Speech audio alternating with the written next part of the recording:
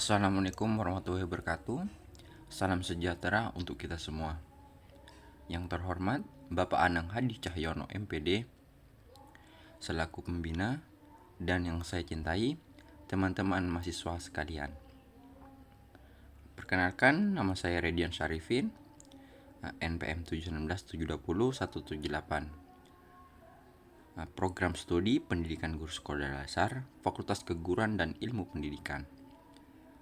Pada kesempatan kali ini, saya akan mempresentasikan proposal yang berjudul Pengaruh Media Pembelajaran Kelas Pintar terhadap hasil belajar matematika siswa kelas 2 di SDN Kalimo 1. Bab pertama, yaitu pendahuluan, yang terdiri dari latar belakang. Untuk latar belakang sendiri itu ada matematika, pendidik atau guru, media pembelajaran, hasil belajar, dan permasalahan. Matematika merupakan salah satu pelajaran yang ada pada sekolah dasar mulai dari kelas 1 sampai kelas 6. Pembelajaran matematika biasanya juga dijadikan sebagai suatu ajang atau perlombaan seperti halnya MIPA maupun cerdas cermat. Matematika terkenal dengan pelajaran yang rumit dan membosankan, di mana juga memiliki mindset yang jelek bagi peserta didik. Di antaranya pelajaran yang berisi angka terus, banyak rumus, dan gurunya yang galak. Dari 20 peserta didik yang mengerti dan paham saat pembelajaran matematika hanya sekitar 30-40%. Dengan tingkat pemahaman yang dibilang rendah, maka seorang pendidik atau guru harus dapat merancang pelajaran matematika yang nantinya bisa mendorong peserta didik bisa memahami pelajaran matematika. Guru menurut Undang-Undang Nomor 14 Tahun 2005 adalah pendidik profesional dengan tugas utama mendidik, mengajar, membimbing, mengarahkan, melatih, menilai, dan mengevaluasi peserta didik pada pendidikan anak usia dini, jalur pendidikan formal, pendidikan dasar, dan pendidikan menengah. Berbagai cara telah dilakukan oleh pendidik untuk menyampaikan materi kepada peserta didik. Cara tersebut digunakan untuk mempermudah peserta didik dalam memahami materi. Salah satunya dengan menggunakan media pembelajaran. Media pembelajaran sendiri adalah suatu alat atau sarana yang digunakan guru sebagai alat bantu dalam menyampaikan pelajaran. Tentunya, dalam suatu pembelajaran, media pembelajaran sangat penting untuk mendorong peserta didik dalam memahami suatu pembelajaran. Apalagi dalam pelajaran matematika, media pembelajaran sangat wajib digunakan karena matematika merupakan ilmu pasti. Dan tidak mungkin seorang pendidik mengajarkan matematika dengan cara berceramah saja. Kemungkinan besar peserta didik akan kebingungan dengan apa yang disampaikan oleh gurunya. Oleh karena itu, pendidik memerlukan media pembelajaran untuk membuat para peserta didik memperoleh hasil belajar yang maksimal. Hasil belajar di sini adalah kemampuan yang dimiliki siswa dalam menangkap pelajaran. Untuk memperoleh hasil belajar yang maksimal, tentunya ada campur tangan pendidik. Yang pertama, pendidik harus menguasai materi terlebih dahulu. Kedua, bagaimana cara pendidik menyampaikan kepada peserta didik. Dalam pembelajaran matematika, seorang guru seringkali juga kebingungan untuk menentukan media yang sesuai untuk mengajar. Dan guru juga kebingungan media seperti apa yang sekiranya dapat memaksimalkan hasil belajar peserta didik. Untuk permasalahan di sini, dari uraian di atas, pelajaran matematika merupakan pelajaran yang penting dan seringkali dijadikan ajang lomba. Pelajaran matematika juga cukup sulit dipahami oleh peserta didik. Dan untuk itu, peneliti ingin melakukan penelitian mengenai media pembelajaran yang cocok untuk membantu guru dalam menyampaikan pelajaran, serta mengoptimalkan hasil belajar siswa kelas 2 di SDN Kalimo 1 dengan judul Pengaruh Media Pembelajaran Kelas Pintar terhadap Hasil Belajar Matematika siswa kelas 2 di SDN Kalimau 1. Untuk rumusan masalahnya sendiri ada dua. Yang pertama, seberapa besar pengaruh media pembelajaran gelas pintar terhadap hasil belajar matematika siswa kelas 2 di SDN Kalimau 1.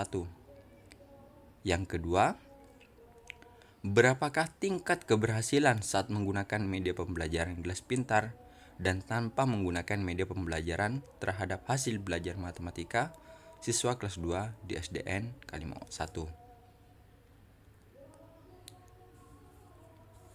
Untuk tujuan penelitian ada dua juga. Yang pertama, untuk mengetahui seberapa besar pengaruh media pembelajaran gelas pintar terhadap hasil belajar matematika siswa kelas 2 di SDN Kalimau 1. Yang kedua, untuk mengetahui berapakah tingkat keberhasilan saat menggunakan media pembelajaran gelas pintar dan tanpa menggunakan media pembelajaran gelas pintar terhadap hasil belajar matematika siswa kelas 2 di SDN Kalimau 1. Manfaat penelitian. Manfaat penelitian ada dua. Yang pertama, manfaat teoritis, di mana manfaat di sini memperkaya kajian tentang media pembelajaran yang cocok untuk digunakan dalam pembelajaran dan media pembelajaran yang dapat memaksimalkan hasil belajar peserta didik. Yang kedua, manfaat praksis. Tentunya manfaat ini ada bagi siswa, bagi guru, maupun bagi sekolah. Manfaat bagi siswa itu sendiri, dengan adanya media pembelajaran yang baik dan benar, maka akan membuat hasil belajar siswa akan semakin bagus. Bagi guru mendapatkan media pembelajaran tambahan, dan guru termotivasi agar membuat media pembelajaran yang bagus dan menarik, yang membuat peserta didik menjadi senang dan lebih mudah memahami pelajaran. Manfaat bagi sekolah, sebagai pertimbangan untuk membuat program pembelajaran yang membuat peserta didik dan guru mudah dalam menangkap maupun menyampaikan pelajaran.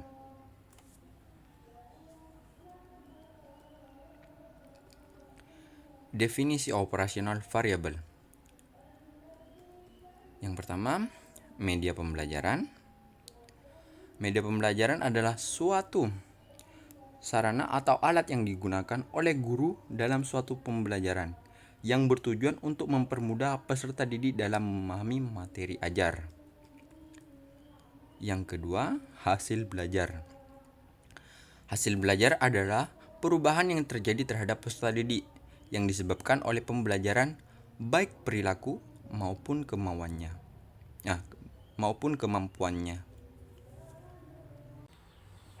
Bab 2. Tinjauan pustaka, yang terdiri dari deskripsi teori, hasil penelitian yang relevan, kerangka konseptual, dan hipotesis. Deskripsi teori. Yang pertama, media pembelajaran. Menurut Gerard dan Pieli, media pembelajaran dalam arti luas dan sempit. Media dalam arti luas yaitu orang, material, atau kejadian yang dapat menciptakan kondisi sehingga memungkinkan pelajar dapat memperoleh pengetahuan, keterampilan, atau sikap yang baru. Dalam pengertian ini, maka guru, buku, dan lingkungan termasuk media.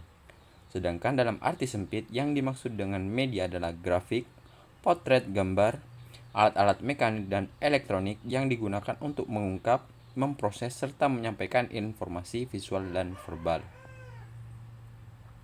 Media gelas pintar itu sendiri merupakan suatu alat pembelajaran di mana yang nantinya peserta didik akan lebih gampang memahami pelajaran matematika. Media ini bisa meliputi dari materi penjumlahan, pengurangan, perkalian, dan pembagian. Namun, media ini tidak menjawab soal-soal secara instan seperti halnya kalkulator, melainkan peserta didik bisa memainkan angka-angkanya. Di mana yang kita tahu, biasanya peserta didik kelas 2 masih menggunakan jari-jari mereka untuk menghitung, dan biasanya siswa menggunakan buku coret-coretan untuk menghitung. Yang kedua, hasil belajar.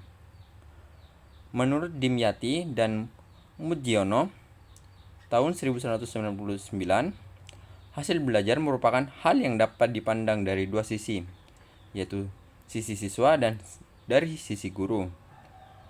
Dari sisi siswa, hasil belajar merupakan tingkat perkembangan mental yang lebih baik bila dibandingkan pada saat sebelum belajar. Howard Kingsley, Nana Sudjana, tahun 2005, pada halaman 85, membagi 3 macam hasil belajar. Yang pertama, keterampilan dan kebiasaan, pengetahuan dan pengertian. Dan yang ketiga, sikap dan cita-cita. Pendapat dari Howard Kingsley ini menunjukkan hasil perubahan dari semua proses belajar. Hasil belajar ini akan melekat terus pada diri siswa karena sudah menjadi bagian dalam kehidupan siswa tersebut. Yang ketiga, matematika. Beth and Piaget dalam Kando tahun 2014 halaman 8 mengatakan bahwa matematika adalah pengetahuan yang berkaitan dengan berbagai struktur abstrak dan hubungan antar struktur tersebut sehingga terorganisasi dengan baik. Sedangkan menurut Brownell dalam tim pengembangan ilmu pendidikan tahun 2007 pada halaman 163 menyatakan matematika dapat dipandang sebagai suatu sistem yang terdiri atas ide, prinsip, dan proses sehingga keterkaitan antar aspek-aspek tersebut harus dibangun dengan penekanan bukan pada memori atau hafalan melainkan pada aspek penalaran dan inteligensi anak. Hasil penelitian yang relevan. Di sini ada 5 penelitian terdahulu. Yang pertama, Dewi Nurwidianti pada tahun 2018 dengan judul Pengaruh Media Pembelajaran terhadap Hasil Belajar Ekonomi ditinjau dari gaya belajar siswa SMA negeri. Yang kedua, Indra Cahya Firdaus pada tahun 2017 yang berjudul Pengaruh Penggunaan Media Pembelajaran dan Konsep Diri Siswa terhadap Hasil Belajar Matematika Siswa. Yang ketiga, Rizky Suhendra Putra pada tahun 2017 dengan judul Pengaruh Penggunaan Media Pembelajaran Berbasis Aplikasi Android terhadap Hasil Belajar Siswa. Yang keempat, Yunita Prastika pada tahun 2021 dengan judul Pengaruh Penggunaan Media Video Pembelajaran terhadap Hasil Belajar pada Mata Pelajaran Matematika Siswa Sekolah Dasar. Yang terakhir, Yulisa Andriani pada tahun 2017 dengan judul Pengaruh Penggunaan Media Pembelajaran terhadap Hasil Belajar Siswa di SMP Negeri 1 Meraksa, Aji Tulang Bawang. Penelitian ini memiliki persamaan dengan kelima penelitian yang tadi, yakni sama-sama membahas tentang hasil belajar siswa. Namun, penelitian ini juga memiliki beberapa perbedaan dari penelitian yang terdahulu. Di antaranya, yang pertama, media pembelajaran yang digunakan pada penelitian berbeda. Yang kedua, materi yang berbeda dan tempat penelitian yang dilakukan juga berbeda. Kerangka konseptual dari penelitian ini adalah melakukan adanya pengaruh media pembelajaran gelas pintar terhadap hasil belajar matematika siswa kelas 2 SD. Yang pertama itu tes tertulis sebelum penggunaan media atau disebut dengan pretest. Setelah itu penggunaan media pembelajaran yaitu dengan gelas pintar. Setelah itu tes tulis setelah penggunaan media pembelajaran atau post-test. Dan yang terakhir, perbandingan hasil pretest dan post-test untuk mengetahui pengaruh penggunaan media pembelajaran gelas pintar. Hipotesis. Hipotesis adalah dugaan atau jawaban sementara yang kita tentukan untuk dibuktikan kebenarannya. Berdasarkan teori di atas, peneliti memiliki hipotesis sebagai berikut. Yang pertama, terdapat pengaruh yang signifikan mengenai penggunaan media pembelajaran terhadap hasil belajar matematika siswa kelas 2 SD. Yang kedua, tingkat keberhasilan yang tinggi setelah penggunaan media pembelajaran terhadap hasil belajar matematika siswa kelas 2 SD. Bab 3. Metode penelitian. Yang pertama, jenis, model, pendekatan, batasan penelitian. Jenis penelitian. Jenis penelitian yang digunakan dalam penelitian ini adalah penelitian kuantitatif. Menurut Sugiono, pada tahun 2013 dalam halaman 13, metode penelitian kuantitatif dapat diartikan sebagai metode penelitian yang berlandaskan pada filsafat positivisme, digunakan untuk meneliti pada populasi atau sampel tertentu. Teknik pengambilan sampel pada umumnya dilakukan secara random. Pengumpulan data menggunakan instrumen penelitian. Analisis data bersifat kuantitatif atau statistik dengan tujuan untuk menguji hipotesis yang telah ditetapkan. Jenis pendekatan. Penelitian ini menggunakan pendekatan deskriptif dengan tujuan untuk mendeskripsikan objek penelitian atau hasil penelitian. Adapun pengertian deskriptif menurut Sugiono pada bukunya tahun 2012 halaman 29 adalah metode yang berfungsi untuk mendeskripsikan atau memberi gambaran terhadap objek yang diteliti melalui data atau sampel yang telah terkumpul sebagaimana adanya, tanpa melakukan analisis dan membuat kesimpulan yang berlaku umum. Batasan penelitian. Untuk batasan penelitian di sini, untuk mengetahui pengaruh media pembelajaran gelas pintar terhadap hasil belajar matematika siswa kelas 2. Yang kedua, desain penelitian. Rancangan penelitian yang digunakan dalam penelitian ini adalah quasi eksperimental design. Sugiono pada tahun 2013 pada halaman 114 menjelaskan bahwa quasi eksperimental design ini mempunyai kelompok kontrol, namun tidak berfungsi seutuhnya untuk mengontrol variabel-variabel lain yang mempengaruhi pelaksanaan penelitian eksperimen. Rancangan ini dipilih oleh peneliti karena peneliti menganggap rancangan ini sangat tepat dan mudah diterapkan serta memudahkan peneliti dalam melaksanakan penelitian. Penelitian ini menggunakan bentuk desain non-equivalent control group design. Dalam desain ini terdapat dua kelompok yang tidak dipilih secara random. Kelompok pertama sebagai kelompok kelas eksperimen, yaitu kelas 2A, dan kelompok yang kedua adalah kelompok kelas kontrol atau kelas 2B. Pada desain penelitian ini, kedua kelompok sama-sama diberikan pretest dan post-test untuk mengetahui keadaan awal dan akhir siswa sehingga peneliti dapat mengetahui perbedaan dan dapat membandingkan kedua kelompok tersebut. Hanya saja pada kelompok kelas kontrol tidak diberikan sebuah perlakuan. Pengaruh perlakuan adalah O2 dikurangi O1 dikurangi O4 dikurangi O3. Bentuk desain non-equivalent yaitu seperti digambar.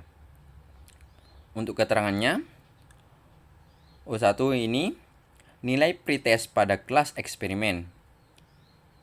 O2 di sini nilai post-test pada kelas eksperimen. O3 di sini nilai pretest pada kelas kontrol. O4 nilai post-test pada kelas kontrol. Untuk X tersendiri itu perlakuan atau treatment.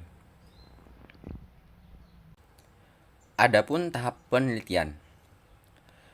yang terdiri dari persiapan, pelaksanaan, dan penyelesaian. Untuk persiapan tersendiri itu dibagi menjadi studi pendahuluan, menyusun proposal, menyusun instrumen, menyusun perangkat, uji validasi. Sedangkan pada pelaksanaan, pemberian pretest pada kelas kontrol dan kelas eksperimen, memberikan perlakuan dan post-test kepada kelas eksperimen, memberikan post-test pada kelas kontrol tanpa adanya perlakuan dengan media gelas pintar. Pada tahap penyelesaian, terdiri dari pengumpulan data, pengolah data, analisis data, dan menarik kesimpulan. Yang ketiga, waktu dan tempat. Tempat penelitian ini dilakukan di kelas 2 SDN Kalimo'o 1 yang berada di Desa Kalimo'o, Kecamatan Kalianget, Kabupaten Sumeneb, Provinsi Jawa Timur. Untuk waktu penelitian atau pelaksanaannya dilakukan saat pelajaran matematika pada materi penjumlahan, pengurangan, perkalian, dan pembagian. Yang keempat, populasi, sampling. Populasi adalah keseluruhan subjek penelitian. Pendapat lain mengatakan populasi adalah wilayah generalisasi yang terdiri atas objek atau subjek yang mempunyai kualitas dan karakteristik tertentu yang ditetapkan oleh peneliti untuk dipelajari dan kemudian ditarik kesimpulannya. Sampel adalah sebagian atau wakil populasi yang diteliti. Sampel diambil dari populasi. Penelitian di mana mencerminkan dari populasi dan diharapkan mewakili seluruh anggotanya. Sampling. Dikarenakan jumlah populasi tidak melebihi 100 orang, maka untuk pengambilan sampel atau semua dari populasi kelas 2 di SDN Kalimo'o 1, yaitu 42 orang, yang terdiri dari 20 siswa kelas 2A dan 20 siswa kelas 2B, di mana nantinya kelas 2A akan menjadi kelas eksperimen dan kelas B akan menjadi kelas kontrol.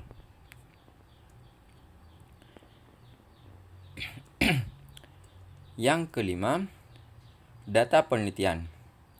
Jenis dan sumber data. Jenis data yang digunakan dalam penelitian ini adalah termasuk ke dalam jenis data primer. Menurut Indriantoro dan Supomo pada bukunya tahun 2013 halaman 146 sampai 147, data primer merupakan sumber data penelitian yang diperoleh secara langsung dari hasil sumber asli. Sedangkan data sekunder merupakan sumber data penelitian yang diperoleh peneliti secara tidak langsung melalui media perantara. Untuk teknik pengumpulan data, ada 3 teknik pengumpulan data yang diambil oleh peneliti. Yang pertama, metode kuesioner atau angket. Yang kedua, tes. Yang ketiga, metode dokumentasi. Yang keenam, variabel penelitian dan definisi operasional. Variabel penelitian. Menurut Sugiono, pada bukunya 2013, halaman 38, variabel adalah suatu atribut atau sifat atau nilai dari orang, objek, atau kegiatan yang mempunyai variasi tertentu, yang ditetapkan oleh peneliti untuk dipelajari, dan kemudian ditarik kesimpulannya. Menurut kedudukannya, variabel dibagi menjadi 2, yaitu variabel independen atau bebas dan variabel dependen atau terikat. Variabel independen. Variabel independen atau bebas sering disebut sebagai variabel stimulus. Prediktor, antecedent adalah variabel yang mempengaruhi atau yang menjadi sebab perubahannya atau timbulnya variabel dependen atau terikat. Sugiono pada bukunya 2013 halaman 63. Dalam penelitian ini terdapat variabel independen, yaitu media pembelajaran. Variable dependent. Variable dependent atau terikat sering disebut variable output. Kriteria konsekuen adalah variabel yang dipengaruhi atau yang menjadi akibat karena adanya variabel bebas. Sugiono pada bukunya tahun 2013 halaman 63. Dalam penelitian ini juga terdapat dua variabel dependen, yaitu hasil belajar dan pelajaran matematika. Definisi operasional. Media pembelajaran.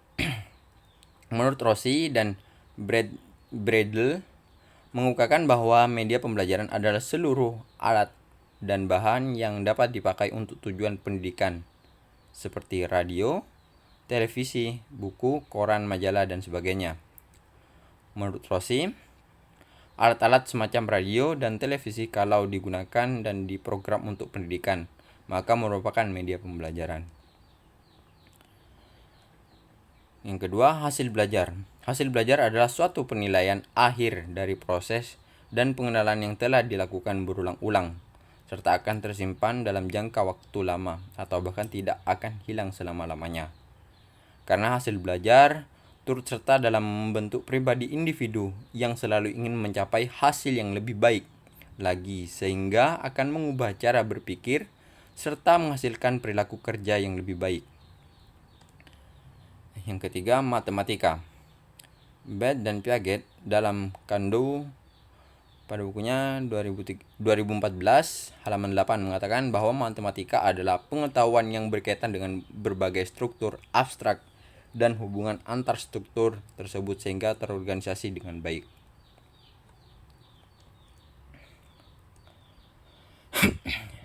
Yang ketujuh, instrumen penelitian. Instrumen penelitian adalah alat atau fasilitas yang digunakan oleh peneliti dalam mengumpulkan data agar pekerjaan lebih mudah. Hasilnya lebih baik dalam arti lebih cepat, lengkap, dan sistematis sehingga lebih mudah diolah.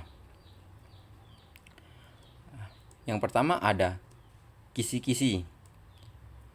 Kisi-kisi adalah sebuah tabel menunjukkan hubungan antar yang disebutkan dalam baris dengan hal-hal yang disebutkan dalam kolom. Ada dua macam kisi-kisi yang harus disusun oleh seorang peneliti sebelum merancang instrumen, yaitu kisi-kisi umum.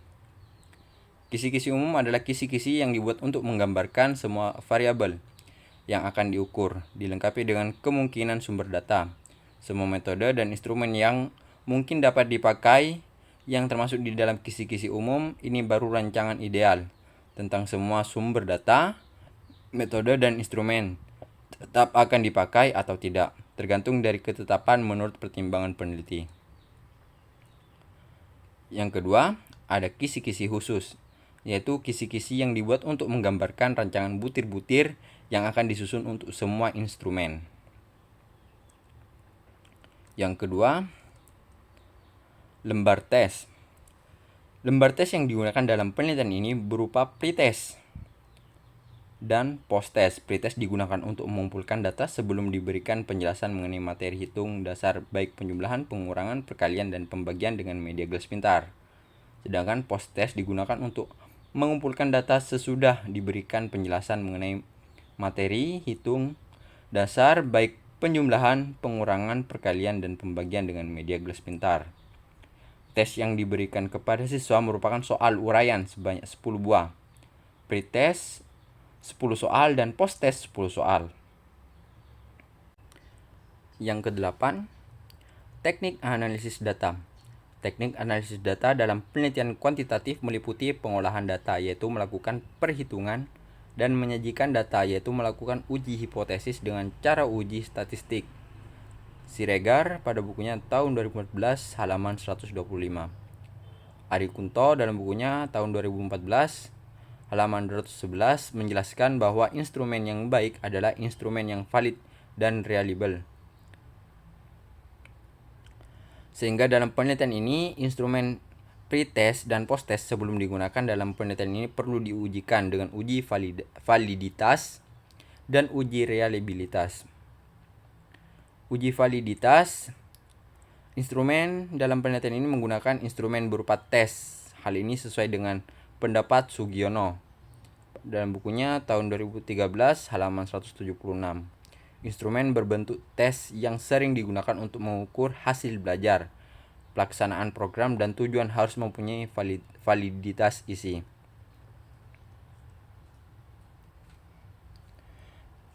Uji reliabilitas. Menurut Ari Kunto pada bukunya tahun 2014 halaman 222, suatu instrumen akan menghasilkan data yang dapat dipercaya apabila instrumen tersebut sudah dapat dipercaya atau reliable. Suatu instrumen dapat dikatakan reliable jika ada yang dihasilkan sesuai dengan fakta, maka beberapa kali pun seorang peneliti mengambil data akan tetap menghasilkan data yang sama. Yang kesembilan, pengujian hipotesis. Penulis ini juga menggunakan uji hipotesis. Data diperoleh dari hasil pengumpulan data di atas dapat diperoleh sesuai dengan jenis data, kemudian disajikan dalam bentuk tabel dan angka, metode statistik. Yang pertama itu uji F atau simultan. Menurut Ghazali, pada bukunya tahun 2012 halaman 98, uji statistik F pada dasarnya menunjukkan apakah semua variabel independen atau variabel bebas yang dimasukkan dalam model mempunyai pengaruh secara bersama-sama terhadap variabel dependen atau variabel terikat. Untuk menguji hipotesis ini digunakan statistik F dengan kriteria pengambilan keputusan sebagai berikut. Yang pertama, jika nilai F lebih besar dari 4, maka HO ditolak pada derajat kepercayaan 5%. Dengan kata lain, kita menerima hipotesis alternatif yang menyatakan bahwa semua variabel independen secara serentak dan signifikan mempengaruhi variabel dependen. Yang kedua, membandingkan nilai F hasil perhitungan dengan F menurut tabel. Bila nilai F hitung lebih besar daripada F tabel, maka HO ditolak dan menerima HA. Uji T atau parsial. Menurut Ghazali pada bukunya tahun 2012 halaman 98, uji beda t-test digunakan untuk menguji seberapa jauh pengaruh variabel independen yang digunakan dalam penelitian ini secara individu dalam menerapkan variabel dependen secara parsial. Dasar pengambilan keputusan digunakan dalam uji T adalah sebagai berikut. Yang pertama, jika nilai probabilitas signifikan lebih besar dari 0,05, maka hipotesis ditolak. Hipotesis ditolak mempunyai arti bahwa variabel independen tidak berpengaruh signifikan terhadap variabel dependen. Yang kedua, jika nilai probabilitas signifikan kurang dari 0,05, maka hipotesis diterima. Hipotesis tidak dapat ditolak mempunyai arti bahwa variabel independen berpengaruh signifikan terhadap variabel dependen. Mungkin itu saja yang dapat saya sampaikan. Kurang lebihnya mohon maaf. Wassalamualaikum warahmatullahi wabarakatuh.